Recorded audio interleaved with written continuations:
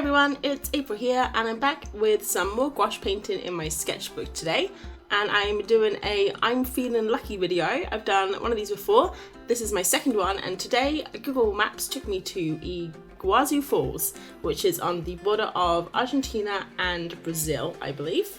So everyone knows how to use Google Maps. In this case there were no roads, so I just clicked the different viewpoints until I found a pretty cool panoramic view that I really liked, and these waterfalls look absolutely beautiful. I'd love to visit them one day, and I chose this viewpoint for my first image. So basically I just took 3 different photos consecutively, and then I used those photos for reference. And I'm back in my Moleskin sketchbook today. It is the Moleskin Art Plus sketchbook. I've almost finished it. I've got about maybe 25% left to go, so I'm trying to get it done in the next couple of months just because I want to move on to something a little bit bigger.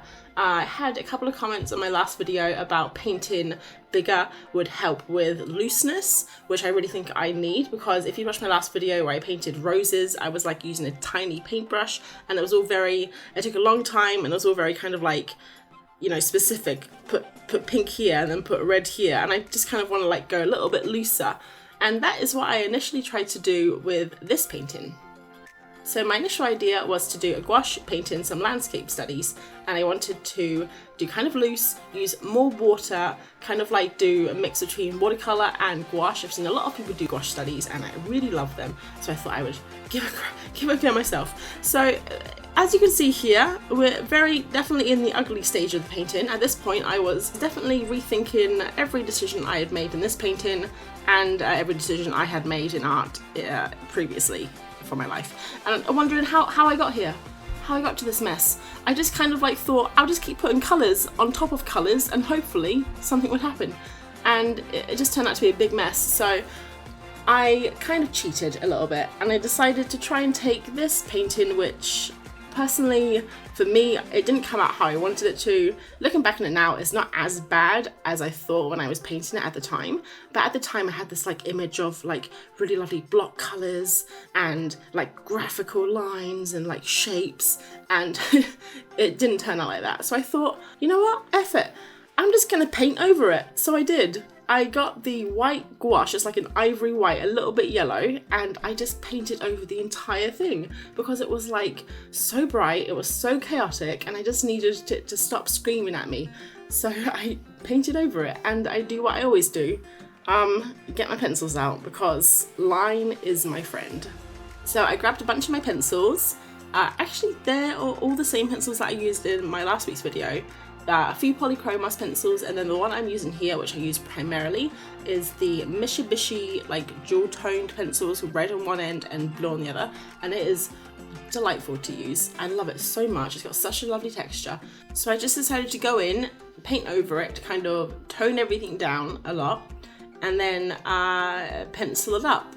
So basically I'm just using the colours and the shapes as guidelines, and then I went back to my reference for this one, and I was making sure that I had things where they're meant to be in the waterfalls, in the same place and stuff.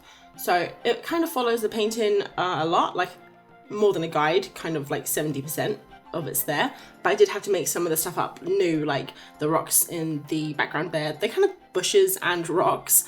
Just make them weird abstract shapes because I don't want to get too technical with the pencil stuff. I wanted it still look like a painting, and then I went over with some shading, so with the yellow and the green, and then I'm doing the water now just to give it a little bit more texture, because once I put the white paint on, it took everything right down and made everything very flat. So I wanted to bring some 3D effect back into it.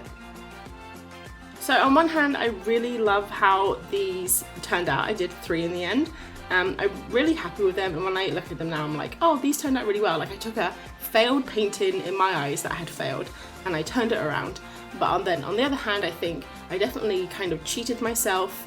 I probably should have tried just to do it again. I should have taken the space at the bottom of the page and just tried to paint the entire thing again and used the top image as a learning curve and kind of see where I'd gone wrong, seen that I had mixed the colours together, I'd made them muddy, I just wasn't really taking my time, I was just kind of like shoving paint on the paper, which is definitely a running theme for me, not taking my time to do anything in life. And especially when it comes to art, because I don't have much time in the day to make art.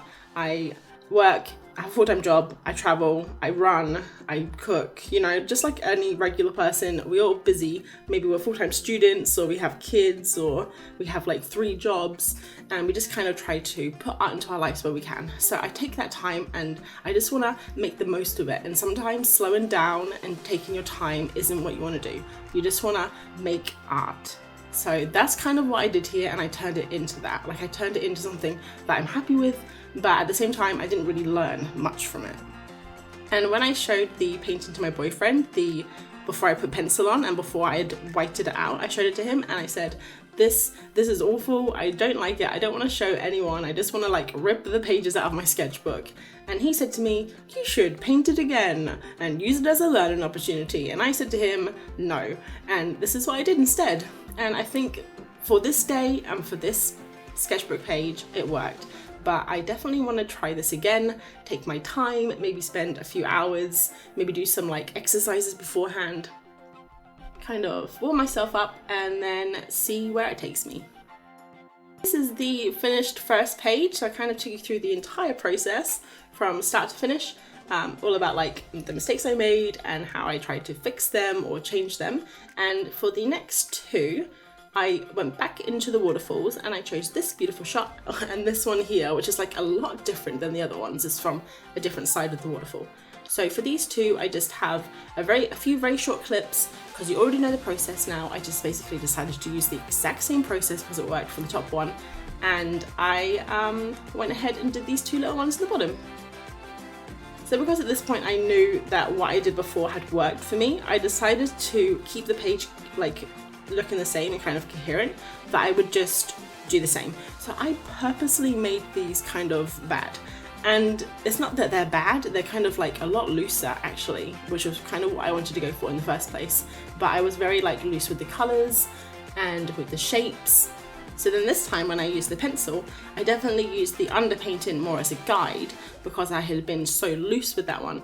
And then the pencil, I definitely like relied heavily on the reference at this point, and I kind of like breezed through these 2 because I already knew what I was doing, so I already knew that I could kind of make it fit. And I just wanted the page to look like a nice little spread, that when you looked at it you thought, oh, she meant to do this.